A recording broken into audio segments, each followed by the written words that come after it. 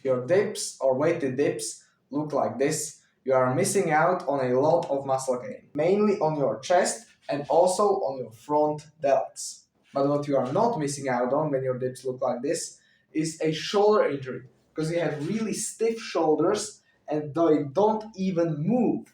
So in today's video, I'm going to show you a couple of exercises to help you open up those shoulder joints. The first thing is stretching your shoulders like this before or after a workout. Another exercise that you can do is grab a stick or a broom or a resistance band and do this type of movement. Now, when your shoulder tendons are stretched up, we can go into the things that you do in your actual workout. So the first and the main thing that you do, and every time you try to improve your form, you just decrease the weight.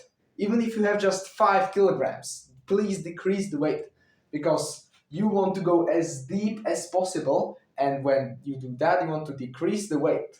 Because the main thing why people do this whilst doing dips is because the weight is too much for them to handle. And for the last movement, you lie on a bench, grab 2 dumbbells, and do this type of motion. This is really going to open up your shoulders and build strength in the stretched position. What also helps whilst doing dips is staying longer in the stretched position.